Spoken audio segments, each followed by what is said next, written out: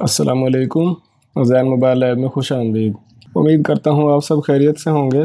आज की जो वीडियो है इसमें मैं आपको सिर्फ चंद मोबाइल के पार्ट्स के बारे में गाइड करूँगा कि उनका मकसद क्या होता है लगाने का। तो आज मैं जिन मोबाइल के कंपोनेंट्स का ज़िक्र करने लगा हूँ वो प्रोटेक्शन के लिए होते हैं और इस मोबाइल में वो काफ़ी ज़्यादा तादाद में लगे हुए हैं। तो मैं कोशिश करूँगा कि आपको इन पार्ट्स के बारे में कुछ तफसील से बताऊँ ताकि आपको समझ आ सके कि ये पार्ट्स क्यों लगाए जाते हैं।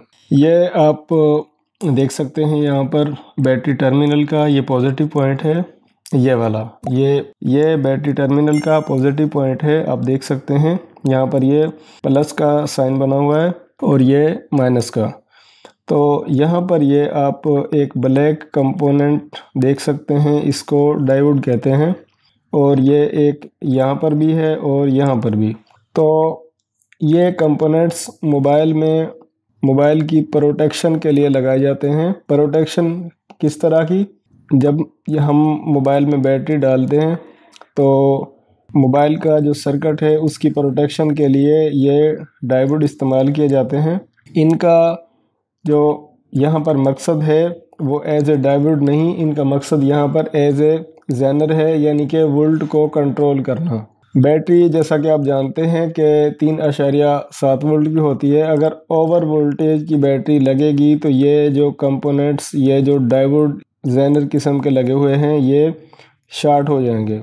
यानी कि इनकी एक लिमिट है कि अगर इससे ज़्यादा इस सर्किट को, इस मोबाइल के बोर्ड को करंट एक लिमिट से ज़्यादा मिलेगा तो ये जो डायोड लगे हुए हैं ये शॉर्ट हो जाएंगे और मोबाइल का सर्किट जो है वो बच जाएगा जलने से, यानी कि सर्किट को नुकसान नहीं होगा। सिर्फ ये जो प्रोटेक्शन वाले पार्ट्स हैं, हिस्से जो हैं प्रोटेक्शन वाले कंपोनेंट्स, वो जल जाएंगे। इसी तरह ये जो छोटा कैपेसिटर लगा हुआ है ये भी इसीलिए है कि जैसे ही मोबाइल को ओवर वोल्टेज मिलते हैं तो यहाँ से ये मोबाइल को शॉर्ट कर देता है। जब शॉर्ट मोबाइल शॉपकीपर के पास आता है तो मोबाइल ओपन करके उसको अच्छी तरह से मुआयना करने के बाद ये पार्ट्स जो है रिमूव कर देते हैं और मोबाइल ओके हो जाता है।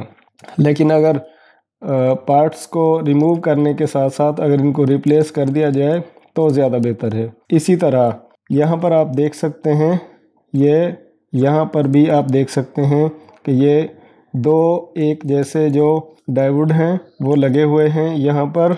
और ये चार्जिंग का पॉजिटिव पॉइंट है, यानी कि ये बैटरी से प्रोटेक्शन का कंपोनेंट्स लगा हुआ है। और ये यहाँ पर चार्जर में से जो वोल्टेज आते हैं मोबाइल के लिए, उनकी प्रोटेक्शन के लिए ये यहाँ पर दो कंपोनेंट्स इस्तेमाल किए गए हैं जिनको डायोड कहते हैं।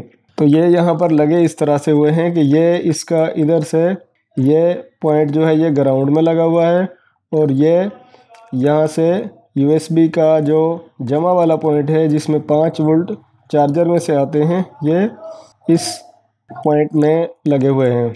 जबकि इसके साथ में आप देख सकते हैं ये दो और भी यहाँ पर छोटे छोटे डायोड लगे हुए हैं।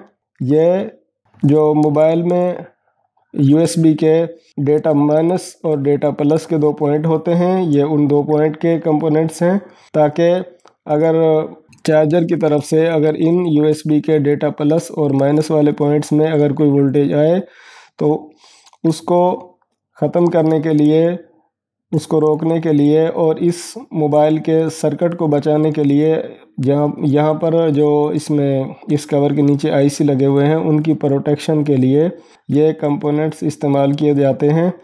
ये एक चाइना के मोबाइल का बोर्ड है, लेकिन अगर हम देखें तो जो नोकिया वाले मोबाइल हैं उनमें भी ये पार्ट्स इसी तरह इस्तेमाल होते हैं। तो जब भी आपके पास कोई शार्प मोबाइल आए तो आप ये कंपोनेंट्स जो हैं बैटरी टर्मिनल के साथ जो लगे हुए हैं ये चेक कर सकते हैं। और अगर कोई मोबाइल ऐसे मसले में आए कि उसको जब उस मोबाइल को चार्जर से कनेक्ट किया जाए तो चार्जर की लाइट बंद हो जाए, बाज़ दफ़ा इस तरह के मसाइल आते हैं मोबाइल में। जब चार्जर को कनेक्ट किया जाता है तो चार्जर की लाइट बंद हो जाती है। तो ये जो 2 कंपोनेंट्स लगे हुए हैं इनको रिमूव करने से वो मसला हल हो जाएगा। तो इसके अलावा मेरे पास नोकिया का बोर्ड है, इसको मैं उठाकर साइड पे कर देता हूँ। ये मेरे पास नोकिया का बोर्ड है। तो इसमें भी आप देख सकते हैं कि ये जो डायोड है वो इस्तेमाल किया गया है प्रोटेक्शन के लिए, जबकि यहाँ पर इस तरफ बैटरी टर्मिनल है और इसके जो कंपोनेंट्स हैं, जो पार्ट्स हैं, जो दूसरी तरफ इस्तेमाल किए गए हैं, यहाँ पर ये लगाए गए हैं कैपेसिटर, ये साथ में चार्जिंग वाली रेजिस्टेंस और ये प्रोटेक्शन वाला डायोड लगा हुआ है। अगर मोबाइल शॉर्ट हालत में आपके पास आए तो आप ये बड़े वाले ये कैपेसिटर और ये डायोड रिमूव करके शॉर्ट को ख़त्म कर सकते हैं। साथ में ये सिग्नल आईसी है, तो इसके साथ ये कैपेसिटर लगा हुआ है। अमूमन पुराने मोबाइल जो वाटर डैमेज आते हैं उनका ये कैपेसिटर जो है ये भी शॉर्ट हो जाता है। इसको रिमूव करने से भी मोबाइल की शॉर्ट ख़त्म हो सकती है, लेकिन रिमूव करने के साथ साथ आप इन पार्ट्स को रिप्लेस कर दिया करें, यानी कि ये जो कैपेसिटर ख़राब हो गया है, शॉर्टेज का मसला कर रहा है, इसको उतार कर आप दूसरे बोर्ड से रिप्लेस कर देंगे तो ज़्यादा बेहतर रहेगा।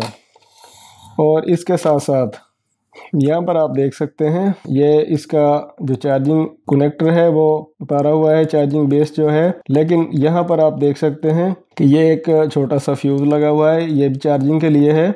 जब आगे से चार्जिंग शॉर्ट हो जाए या चार्जर में से ओवर वोल्टेज मिले तो ये फ्यूज़ जल जाता है। और साथ में ये जो शीशे का आपको एक छोटा सा कंपोनेंट्स नज़र आ रहा है, इसको क्रिस्टल कहते हैं, ये भी डायोड का काम करता है, यानी कि ये भी वोल्टेज ओवर वोल्टेज की प्रोटेक्शन के लिए लगाया गया है कि अगर चार्जर में से वोल्टेज ज़्यादा मिले तो यहाँ से ये शॉर्ट होकर ये जो आगे ये वाला जो चार्जिंग सर्किट है इसको और मोबाइल के सारे बोर्ड को जलने से यानी कि सड़ जाने से उसकी हिफाजत करता है। तो उम्मीद करता हूँ कि छोटी सी जो इन्फॉर्मेशन है मोबाइल बोर्ड के हवाले से और उन कंपोनेंट्स के हवाले से जो मोबाइल की प्रोटेक्शन के लिए लगाए जाते हैं, उम्मीद है आपको वीडियो पसंद आई होगी।